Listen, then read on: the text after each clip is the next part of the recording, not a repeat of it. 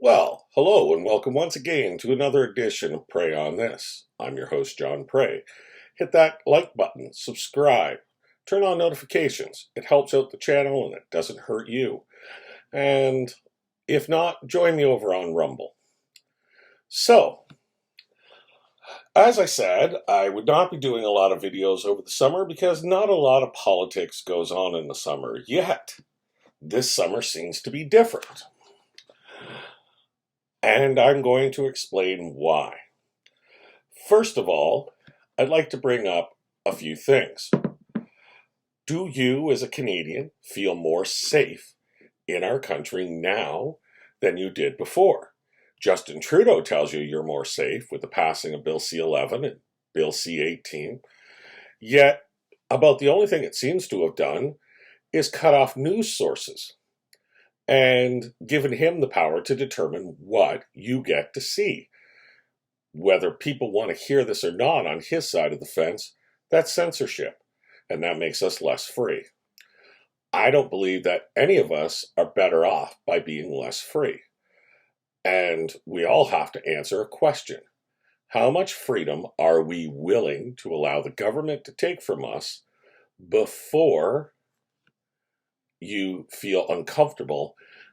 And how much safety are you willing to accept with less freedoms? It's a good question. I've made a few of these videos on TikTok as a social experiment, and some of the comments I've got back are truly shocking. One of them, from a person in Ottawa, says, and I quote, "Every person who showed up at the truckers' convoy should be arrested and sent to jail for a minimum of 10 years without parole." When I asked him, is he against the Constitution? Does he have a problem with the Charter of Rights and Freedoms? He said that he felt unsafe with them there and that is a crime that should be punishable by 10 years in jail. That's more than we give people who commit manslaughter, but hey, his safety. I'd also like to point out that just how weird the woke ideology that Trudeau is pushing is becoming. If you had paid attention, you would have saw that our Prime Minister, when he was in Calgary at the Stampede, sat down with a group of Muslim parents and told them that their religious beliefs are wrong, that they don't know any better, and that they're being manipulated by the American right-wing groups. So what he's telling these citizens of Canada is that the beliefs that you've been taught by your religion, that you adhere to, they're not really beliefs, because you're being manipulated by evil Americans trying to change your point of view, and it's working. And you're too stupid to realize what's going on. I often find it amazing that the majority of these woke fools, in their quest for diversity, equity, and inclusion, make things far less diverse, make things far less equal, and nobody is included. But hey, that's our Prime Minister. And you know what he said? He said to Pierre Poilievre, "You think I'm woke? You need to wake up." Well, I think that the majority of Canadians are awake. They're awake to the fact that our economy is going downhill, and that our federal government does not follow science when it comes to their climate change ideology, nor do they know how to run an economy. All they care about is the ability to virtue signal to the world as, look what we've done in Canada. They don't care that on the scale of things that they have slowed our economy to the point where we will be the slowest performing developed economy for the next 50 years. All they care about is that their ideology goes through. It's a very scary time when someone's ideals trump science. And if you really pay attention to our Prime Minister, he will tell you that feelings are more important than facts. If I hurt someone's feelings, I'm being violent. As opposed to what, Justin? Punching someone in the face? No. In the real world, punching someone in the face, that's violence. Telling someone that they're an idiot, that's not violent. That's a difference of opinion. And I will tell you that you are an idiot. And I will tell anybody who truly supports you that they're an idiot as well. Voting for you is voting against their best interest. Since 2015, the economy of Canada has slowed consistently and steadily. And it's done so because of the regulations that you've put in place. It's getting to the point now where even a housing development in a municipality needs to have a federal environmental assessment? Seriously? You're telling me that bureaucrats in Ottawa understand the environmental impacts of a housing development in Lethbridge, Alberta, or Brant County, Ontario? You're screwed in the head. Currently, the federal government is overstepping their bounds into provincial jurisdiction in several areas. In healthcare, with their, quote, dental program, which is not a program at all. And we all know it's not because all they're doing is handing out checks with no proof that you actually went to a dentist and that's where you spent the money. It's just a handout. And the reason being is that dental care is health care. And under our Constitution, the delivery of health care is the responsibility of the provinces.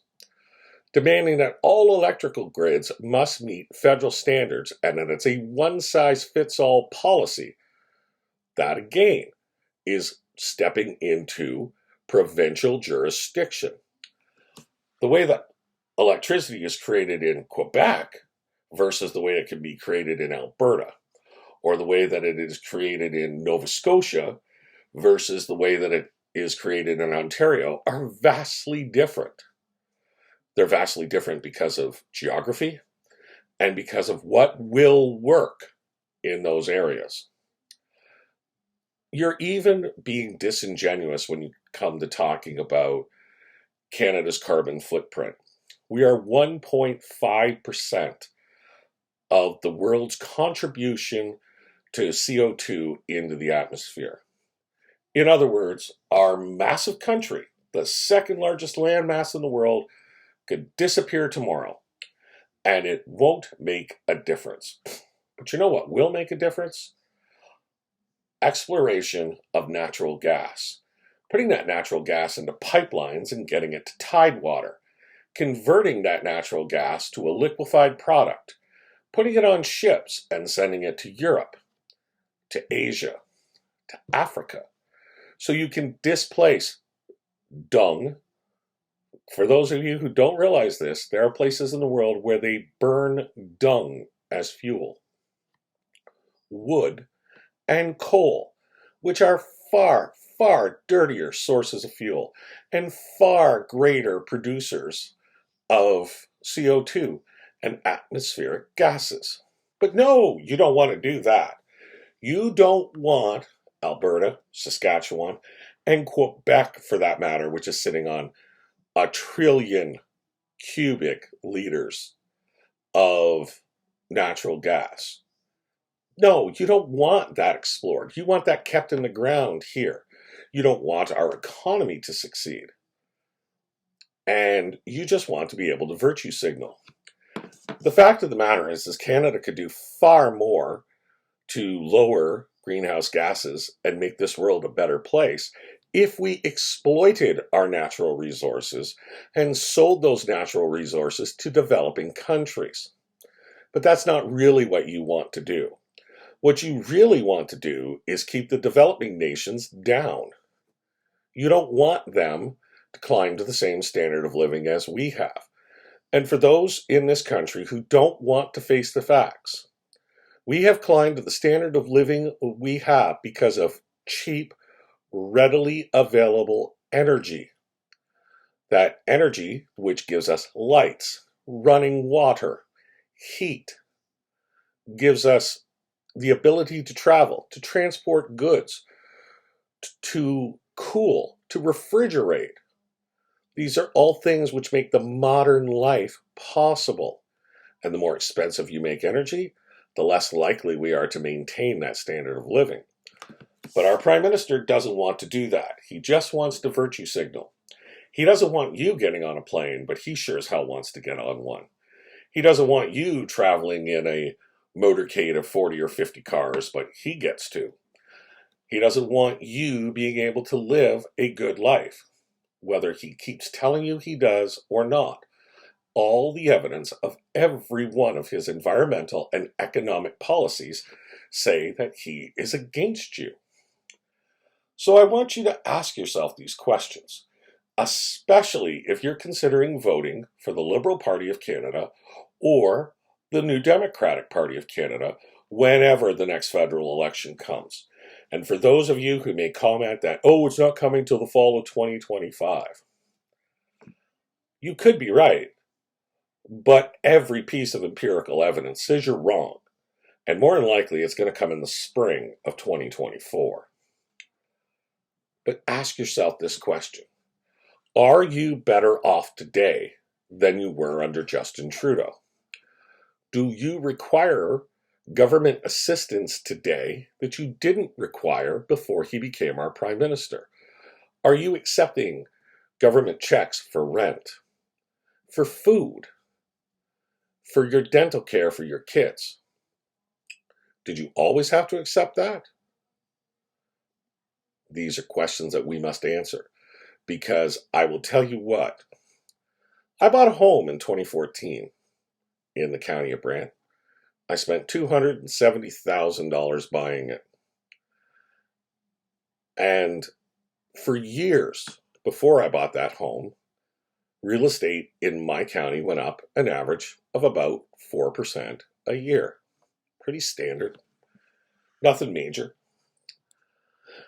I got divorced in 2018, and I had to sell that house.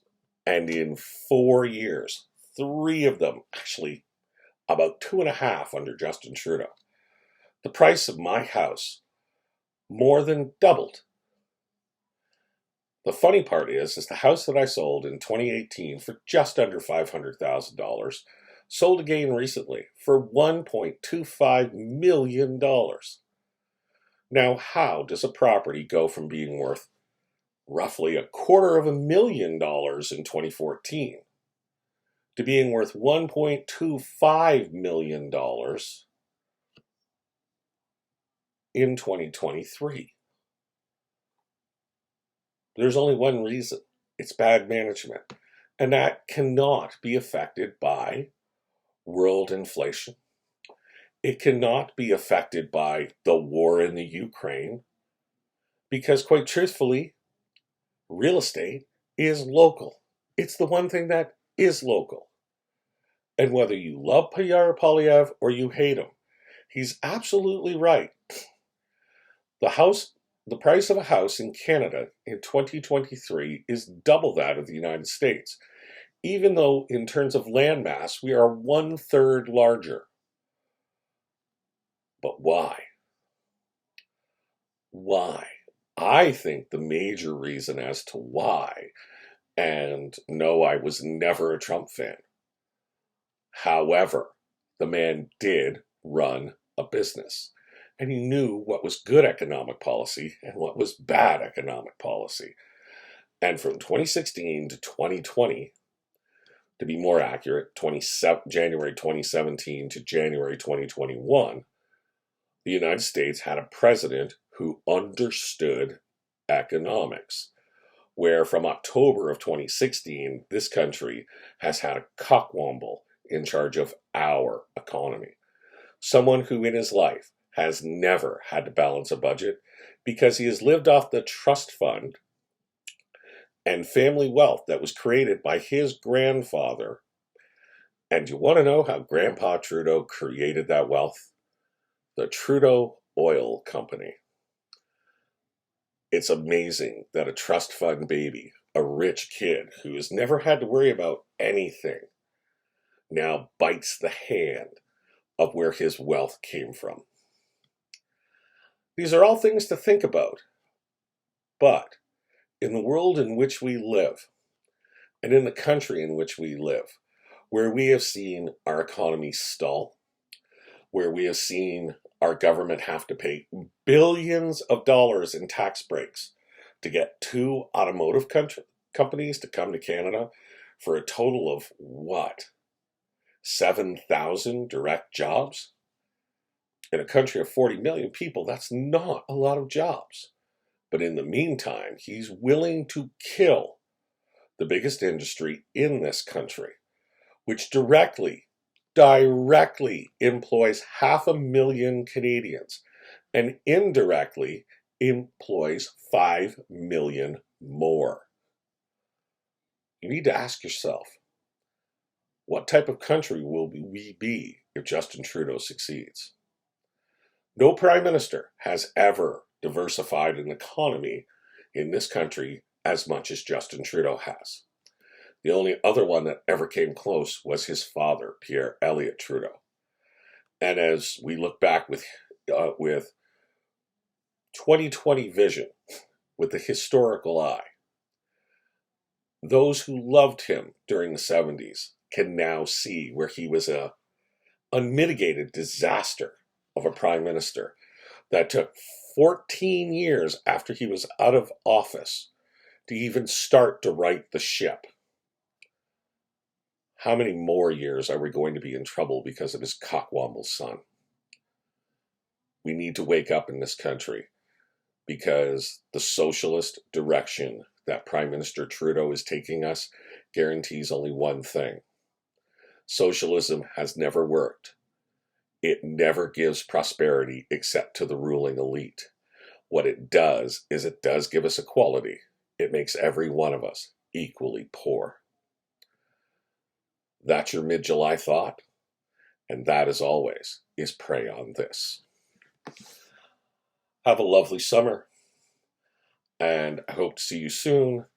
However, I'm having some medical procedures on Friday over my bad hip, so it may be a couple of weeks before I'm able to sit in this chair again. Have a nice day.